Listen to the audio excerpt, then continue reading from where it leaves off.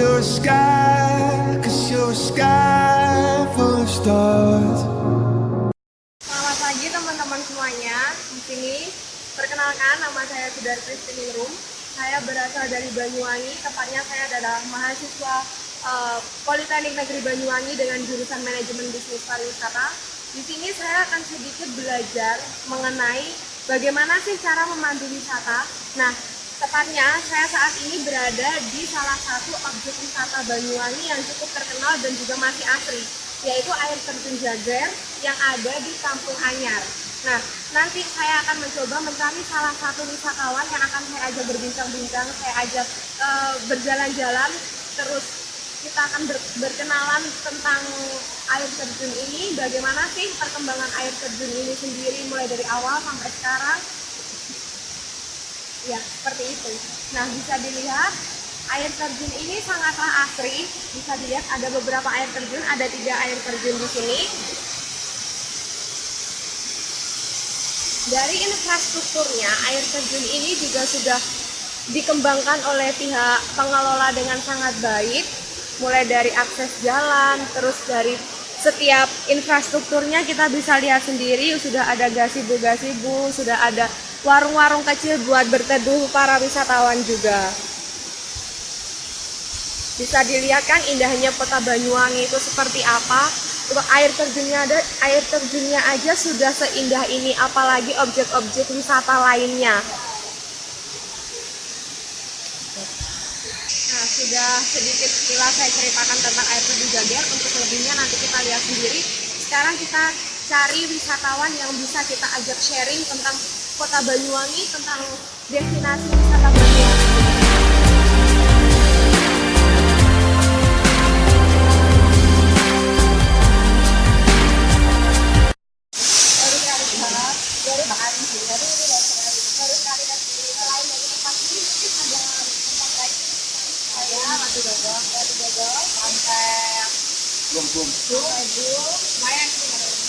Coba kemarin ada masalah cerita. Ada bukti, ada penyu liar. Oh, ada penyu. Ya, kayak yang duduk-duduk di mana itu? Bukti. Apa bukan? Kayak duduk yang di tempat kopi yang kayak pantai itu? Oh, apa ya? Oh, ya. Nggak ada peraturannya, harus bayar berapapun. Di situ tiba-tiba ditarik. Tapi sebelumnya nggak ada Pemberitahuan, kita nggak ngerti. Itu nggak ada konfirmasi sebelumnya. Nah, gini, kalau soal pantai Buk itu memang sebenarnya di tempat beristirahat itu memang ada peraturan untuk membayar. Cuma sebelumnya itu kita tanya-tanya dulu gitu loh. Jadi kalau kita udah tanya mungkin 1 jamnya berapa, 2 jamnya berapa, itu ada penjaganya masing-masing. Nggak ada sih, Mas. Nggak ada, penjaganya nggak ada. Kita mau tanya pada siapa. Itu kemarin Tahu-tahu ada orang datang, orang tua yang tidak pakai identitas. Ya enggak, maksudnya dia itu dari awal udah ngamatin gitu. Cuma dia dandanannya tuh bukan sebagai pekerja di situ, cuma pakai baju tapi nggak pakai sepatu lah, itu kami terjunkan seorang pegawai. Iya. Nah, ini kalau soal sampai sini nanti kita nanti aja. Menurut mbaknya ini kalau air terjun Jager bagus, natural, terus adem. Air terjun Jager ini itu ketinggiannya sekitar 20 meter. Bisa dilihat di atas. Nah, air Jager ini cukup dari 3 sumber mata air. Yang pertama ada sumber tawar, sumber juga, dan sumber Jager. Nah, kalau sumber tawar kenapa sih Pak? Nggak bisa menyimpulkan ya, kenapa sih Pak sampai di dia disebut dengan sumber tawar? Nggak ngerti. Nah, pertamanya itu air terjun yang berada dari sumber tawar. Karena apa? Lokasinya sumber air itu ada di belakang rumah itu. Nah, belakang rumah itu kan pasti dapur. Ada dapur itu kalau bahasa Jawa itu tawar. Makanya disebut dengan sumber tawar itu. Nah, ini adalah air Jager, air sumber Jager juga dan air sumber juga.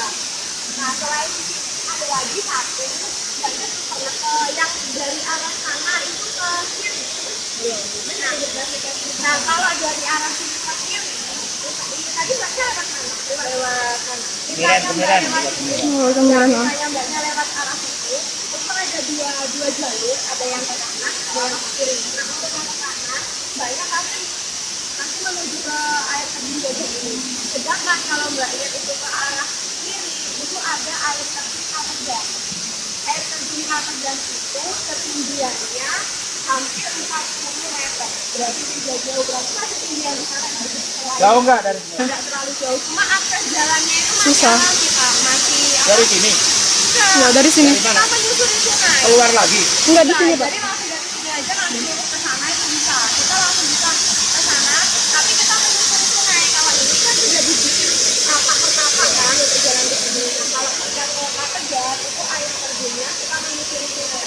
Nah, untuk akses ke sananya itu juga lumayan jauh daripada dibandingkan di sini. Kalau di sini sudah enak kan, udah dibentuk-bentuk baru beberapa tahun saja di sini kan. Kalau di air terjun Katerjan itu mbak bisa lihat di sana itu lebih apa ya, lebih kelihatan masih alami gitu. Kalau ini kan udah dibuat-buat seperti ini. Kalau di sana itu lebih alami lagi dengan ketinggian yang cukup tinggi juga, lebih tinggi dari sini. Tapi air terjun Katerjan itu akan berasal dari mata air. Air terjun Katerjan itu berasal dari aliran sungai Kalibendo, bawah Kalibendo. Kalibendo itu masih jauh dari sini, masih lurus lagi ke Barat. Ke barat sana barat. Oh, barat. ada air terjun juga namanya air terjun Kalibendo. Nah, alirannya itu dari air terjun Kalibendo itu mengalir ke air terjun Katerjan. Kalau ini sumbernya jauh nggak? Ini sumbernya nggak apa? Atas itu udah sumber, Pak. Atas itu udah sumber, itu juga udah sumber.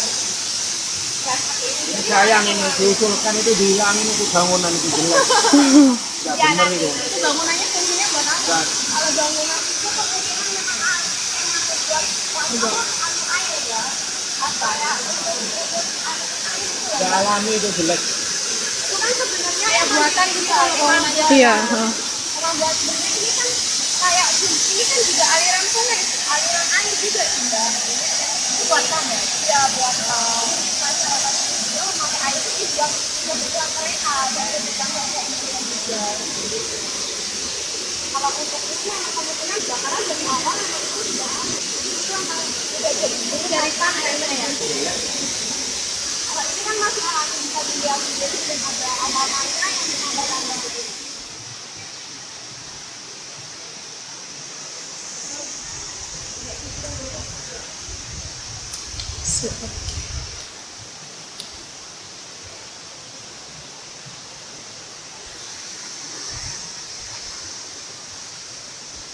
Ya, bisa kita lihat tadi, kita sudah mendapatkan salah satu wisatawan dari Tangerang yang bernama Dwi Nurwantari. Beliau itu adalah salah satu wisatawan yang menyempatkan waktu di sela-sela kesibukannya, di sela-sela pekerjaannya.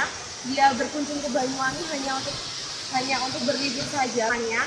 Nah, beliau tadi menceritakan bahwa beliau itu sangat menyukai kota Banyuwangi. Karena apa? Dilihat dari beberapa tahun yang lalu sampai sekarang, Banyuwangi itu adalah kota yang paling terkenal dan juga paling memiliki banyak tempat wisata yang unik dan indah-indah tentunya.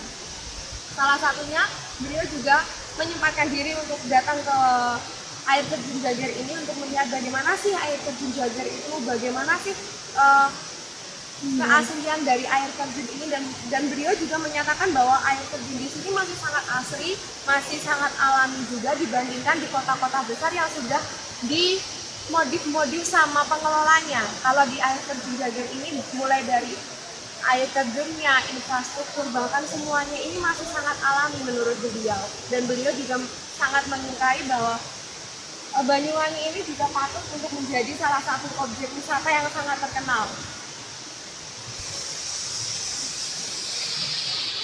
Bisa dilihat sendiri bahwa indahnya, bersihnya air terjun ini, lokasinya juga sangat rindang, banyak tempat-tempat berteduh, ada seperti gazebo, ada warung-warung kecil juga. Di sini sudah terdapat kamar ganti atau kamar mandi yang bisa digunakan wisatawan setelah mereka berjemur, mandi, mereka menikmati keindahan alam di sini juga. Dan banyak sekali wisatawan yang menyukai bahwa air terjun ini menjadi salah satu objek wisata yang cukup unik, cukup asik untuk digunakan berlibur, bersantai, dan weekend bersama keluarga, weekend bersama orang-orang terdekat, dan juga mungkin di sela-sela pekerjaan mereka menyempatkan diri untuk refreshing, untuk menyegarkan pikiran mereka di sini. Bisa dilihat sendiri bagaimana air terjunnya, bagaimana lokasinya. Debit air yang turun pun juga tidak sangat deras, jadi walaupun untuk mandi, untuk berenang bersama teman-teman atau keluarga, tidak akan ada bahaya yang air dan juga ketinggiannya tidak terlalu dalam seperti itu.